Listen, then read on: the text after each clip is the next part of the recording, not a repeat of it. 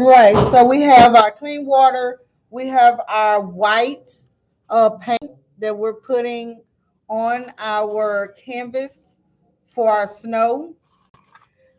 I'm going to use the palette knife, but you can use a small knife or a small brush or a brush that's really hard or a clean brush. And what you want to do is where you have your darker areas, let's put in a stippling way like dots. We're going to start small, but we'll make a hill of snow and then stop. That's how small that is. So let me get it closer so that you can see how I did that.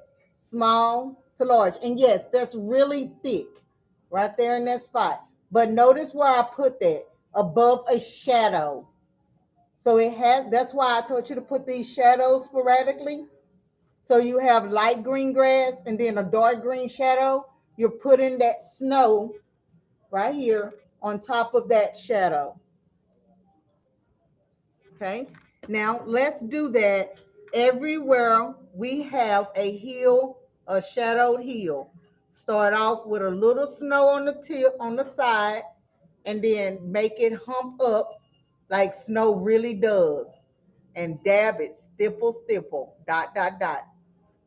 And really, when we look at snow in real life, we see inconsistent heights. We see some part of that snow has a thicker area and then some thin. There's some of it is smooth across with one small layer, but not all of it. And so I'm going to even come over here on this shadow and create me some gorgeous snow cap over there, a little hill of snow randomly sitting on all the parts of my painting. Like the snow just really is almost ready to melt from that beautiful winter storm. Had a quick winter storm, didn't it? And this could be a beautiful style, kind of a fall painting where we have mostly fall colors and patches of snow. If it was to snow today, that's what our grass in Texarkana, our land would look like. We'd have a bunch of um, yellow and orange leaves everywhere, and then snow patches just sporadically laying on the ground. But this is a photo taken in another part of the world, obviously, right? I'm even going to take my snow and place some snow at the top of my mountains, right there at the top. Hey there. Right at the top of my mountains, I'm going to add a little bit of snow on those snow caps.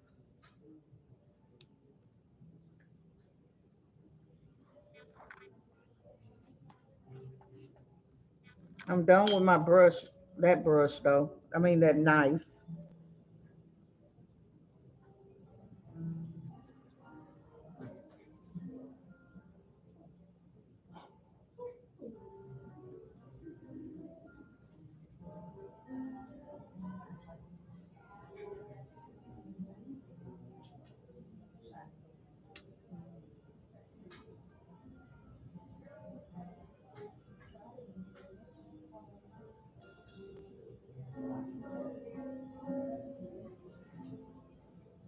All right.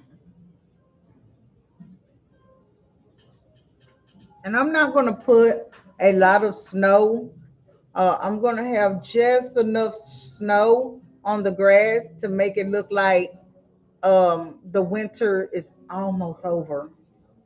So that's the illusion that I'm giving in our painting, that winter time is almost over.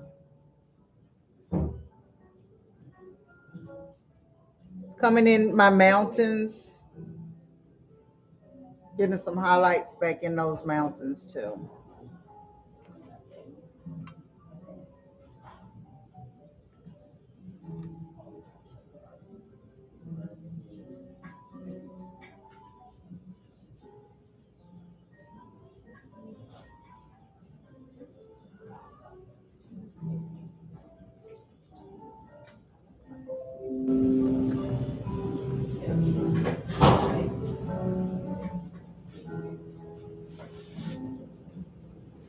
rough textures in the mountains really work. Now, once you're done with the snow, I know I moved to the mountains real quick because I was adding some snow in my top of my mountains. Once you have added that snow in the mountains, remember that you do need to keep the mountains looking rough, rough texture. And I do that with some diagonal lines and zigzag lines. That's how I make mine like that.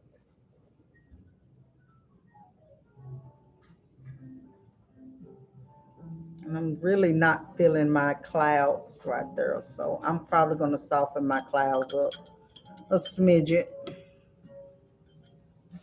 Just a smidget.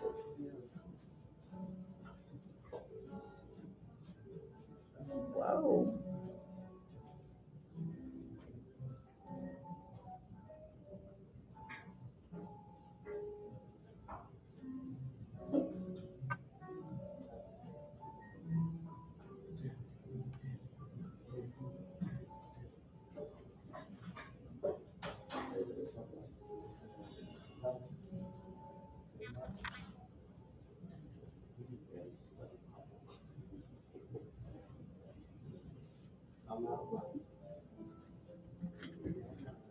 Soften up that really beautiful sky some more.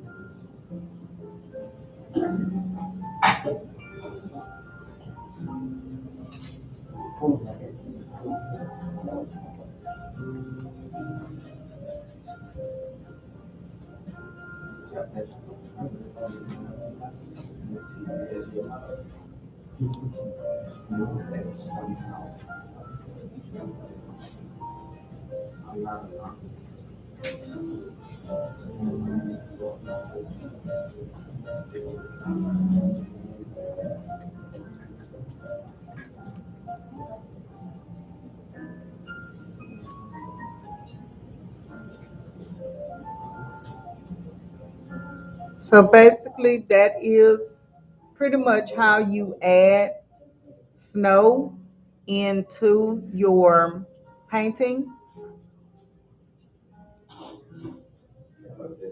Not bad at all.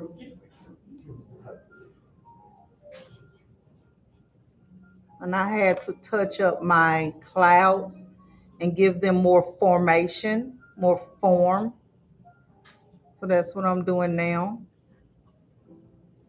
Cloudy days are beautiful days.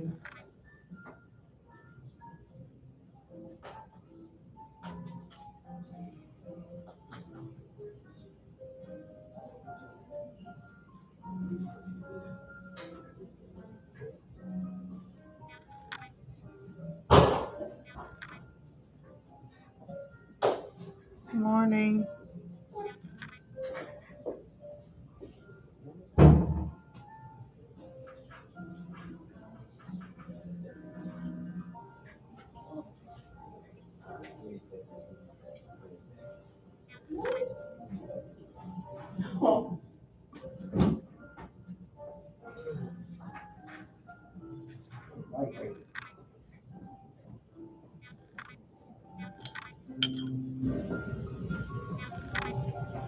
The brush I'm using for these clouds is, of course, that round, the round brush.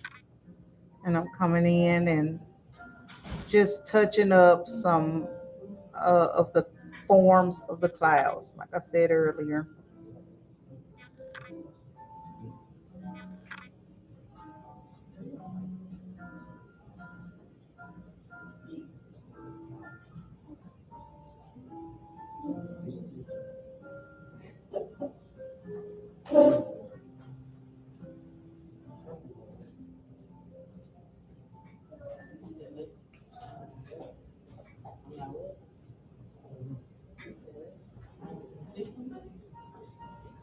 Alexis, let's sit down and do your work. I mean, Azaria, my bad. Alexis probably looked at me like I'm doing my work, Miss Sherman.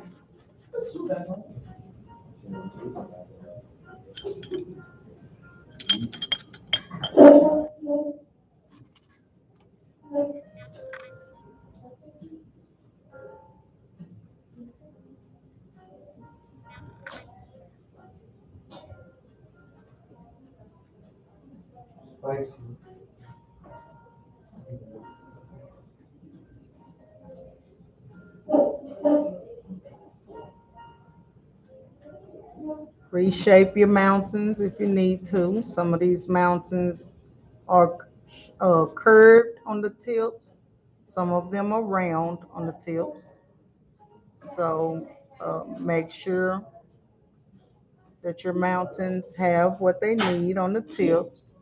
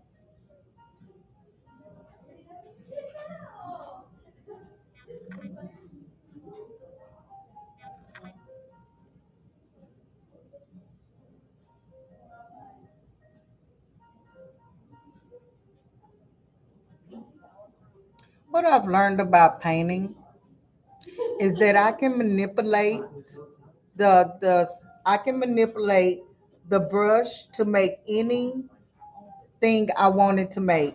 For example, the clouds here. If I move my brush in a curved format like this and make my elbow move to the curve of how the snow works, I mean cloud works, I can create the shape of a cloud just by moving my arm a different way. You can't move your hands and your wrist and the arm and your arms the same way to do clouds and grass. It's just not going to work. You have to manipulate the brush to move in a different way to do a different area. But if you try to paint the same way with your wrist that you paint with grass and clouds, it's just not going to look the same. It's not going to look right. And then you'll say, well, mine don't look right. So what did you do different with the brush strokes?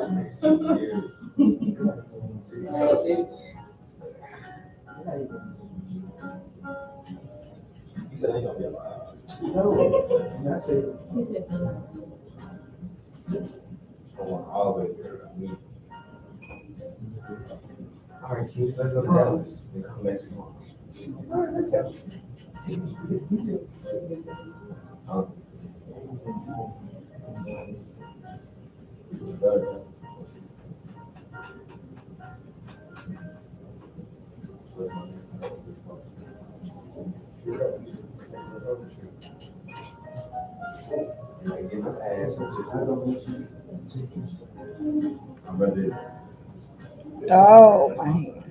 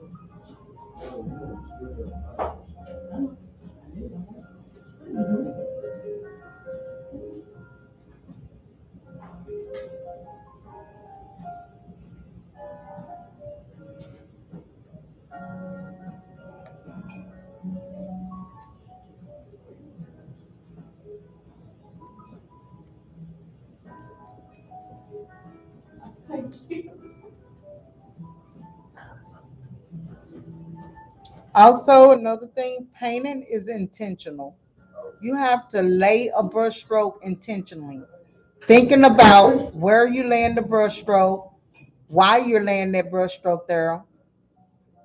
Those are the things you have to be intentional about. And if you paint with intention, your painting will turn out exactly the way your mindset allowed it to. But if you don't paint with intentions, you're literally just laying paint and colors and strokes just at random because you have the mind that, oh, I really don't care. I'm just going to lay it here. Okay. So keep that in mind as we continue to learn in our painting class the different techniques to paint.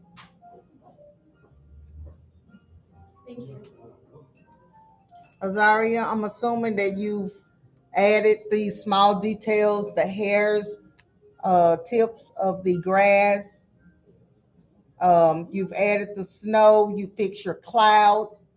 Everything looks realistic. Now I need you to take a photo of it and look at that picture and your photo reference and check mark in each section of all the things that you have in your painting and that has the photo reference. Okay. What? You could. Yeah. Cameron, sit down somewhere.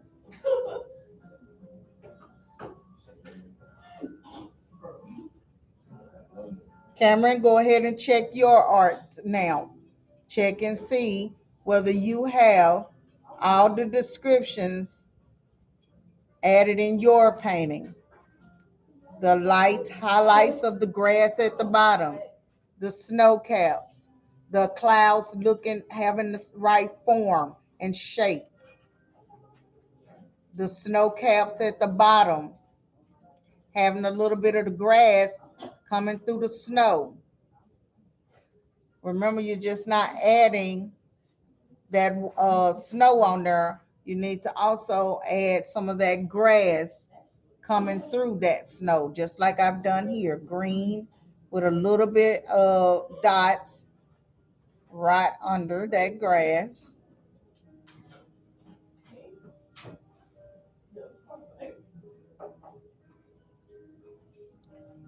So now let's go ahead and take photos. This is checkpoint time again. Check your photos, see what you have.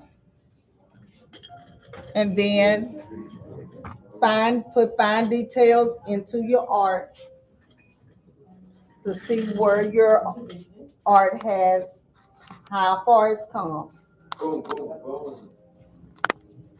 And I'm really loving how far mine has come. Let's see if I can straighten this out just a tad for you. That's almost straight.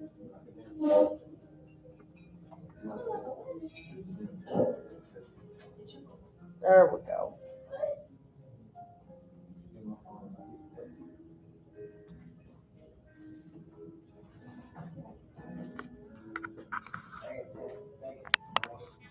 All right. So I'm gonna sit here, this here, a couple of seconds so that you can look at it. Guys, you're testing your art. And so I look at mine and I've softened my clouds way much more. Instead of having too much dotted brush strokes for the clouds, I softened them a little bit. Um, I made the mountains a little more rougher by adding diagonal lines. I put a little more of the clouds on top of the mountains. Okay. I put some green in my snow, except for the tip, and I put highlights on top of the grass. With all of that with small brush.